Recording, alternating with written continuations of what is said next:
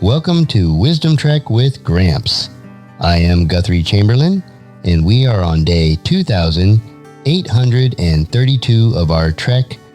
The purpose of Wisdom Trek is to create a legacy of wisdom, to seek out discernment and insights, and to boldly grow where few have chosen to grow before. The title for today's Wisdom Trek is The Kaph of Endurance, a Wineskin in the Smoke. In our previous episode, we climbed through the 10th stanza of Psalm 119, known as the Yodh section. We recognized a profound truth about our origins. We are not cosmic accidents. We were carefully, intentionally fashioned by the hands of a loving Creator. Because His hands made us, we asked Him to give us the spiritual sense to follow His cosmic blueprint. We prayed for an undivided, blameless heart, so that we would never be put to shame, but instead become a beacon of joyful hope for the entire community of believers. Today, we are taking our next weary yet determined step upward. We are entering the 11th stanza of this magnificent mountain. We are exploring the Kaph section, covering Psalm 119, verses 81 through 88 in the New Living Translation. In the ancient Hebrew alphabet, the letter Kaph originally resembled the open palm of a hand, or a hand that is curved and hollowed out. It is the posture of someone who is begging, someone who is utterly depleted, or someone trying to catch a few drops of water in a desert. This imagery is remarkably fitting for the verses we are about to explore. If the previous stanza was about the strong, forming hand of God, this stanza is about the weak, exhausted hand of the human exile. The psalmist has hit a wall of profound physical and emotional fatigue. The waiting has become agonizing. The attacks of the enemy have pushed him to the absolute brink. Let us step onto the trail and learn how to endure the smoke of the waiting room. The first segment is the exhaustion of the long wait. Psalm 119, verses 81 and 82. I am worn out waiting for your rescue, but I have put my hope in your word. My eyes are straining to see your promises come true. When will you comfort me? The stanza opens with a raw, breathless confession of existential exhaustion. I am worn out waiting for your rescue. Literally, the Hebrew text says, my soul faints for your salvation. This is not a momentary lapse of faith. This is the compounding, crushing weight of a prolonged trial. The psalmist has been praying, fighting, and standing his ground for so long that his spiritual and emotional reserves are entirely drained. He feels as though his life force is evaporating. But notice the immediate stubborn pivot in the second half of the verse. But I have put my hope in your word. When your feelings fade, when your energy evaporates, and when the rescue seems infinitely delayed, hope cannot be anchored to your changing emotions. Hope must be tethered to an objective, external reality. The psalmist hooks his fainting soul directly to the cosmic order of Yahweh. He may not have the strength to fight, but he has the resolve to wait. The physical toll of this waiting is severe. He cries out, my eyes are straining to see your promises come true. When will you comfort me?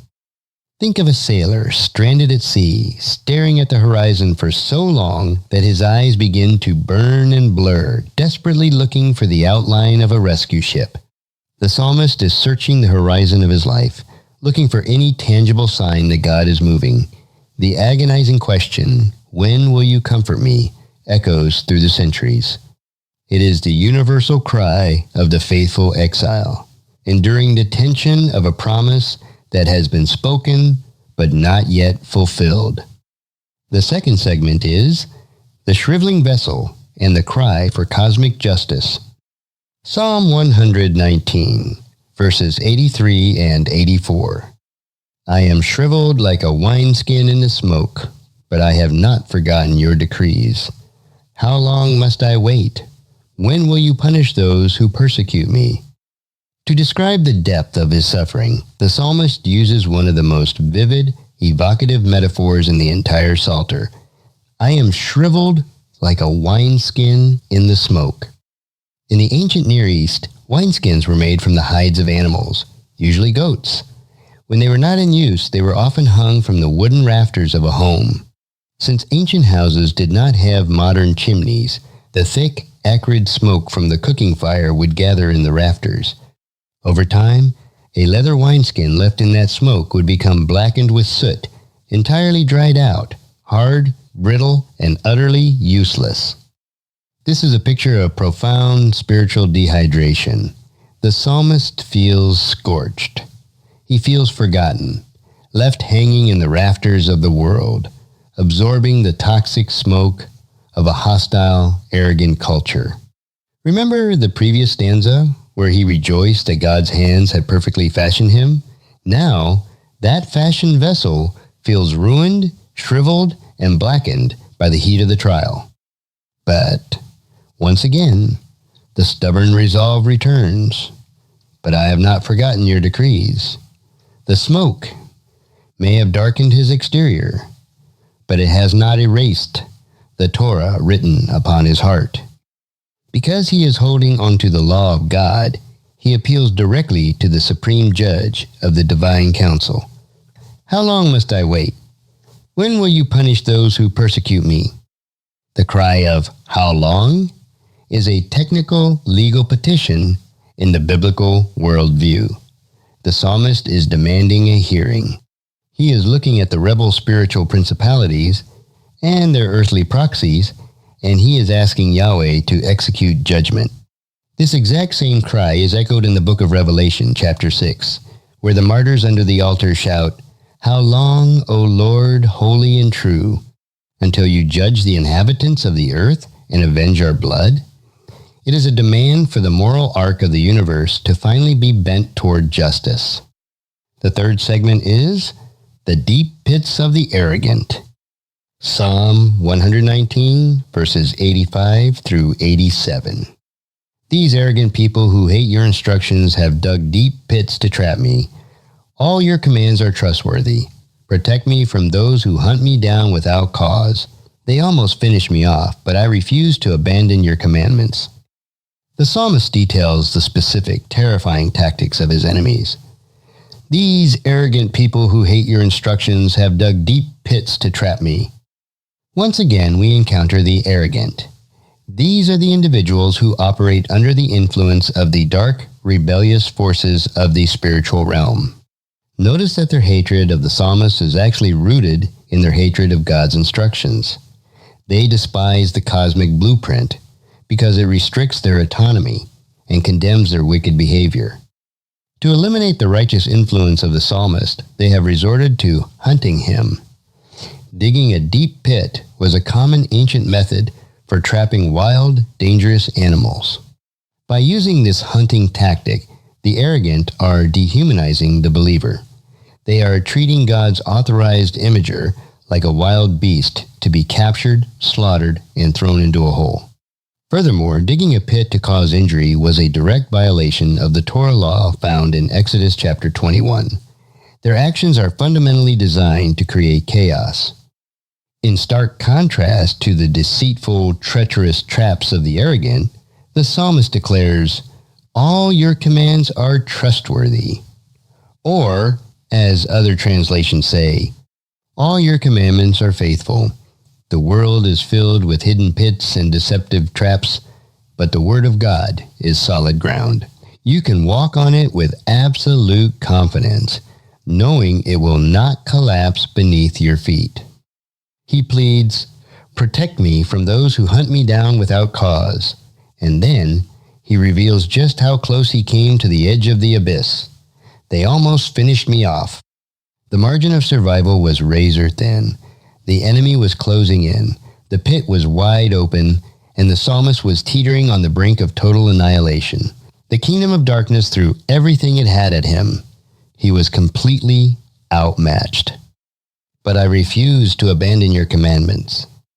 Even when his destruction seemed absolutely certain, he would not negotiate with the chaos. he would not toss the Torah aside to save his own skin. He stood his ground on the edge of the pit, clinging to the trustworthy commands of the Creator, proving that his loyalty to Yahweh was stronger than his fear of death. The fourth segment is the plea for Hesed and the mission of obedience. Psalm 119, verse 88. In your unfailing love, spare my life, then I can continue to obey your laws. The Kaph stanza concludes with a final desperate plea, grounded in the most powerful force in the cosmos. In your unfailing love, spare my life. Here is our anchor word once more. Hesed. The psalmist knows that he cannot survive the pits of the arrogant or the smoke of the waiting room based on his own merit or his own endurance. His soul has already fainted. He is a shriveled wineskin. If he is going to make it out of this trial alive, it will only be because of the loyal, stubborn, covenant-keeping love of the Most High God. He asks Yahweh to look at his exhausted, hollowed-out hand and to fill it with reviving grace. But notice the motivation behind this request for life. Why does he want to be spared? Then I can continue to obey your laws. Other versions translate this as, that I may keep the testimonies of your mouth. He is not asking for his life to be spared so that he can retire to a comfortable beach, amass wealth, or pursue selfish pleasures. He wants to survive the pit solely so he can return to his mission. His ultimate goal is to remain a faithful, active participant in God's cosmic order.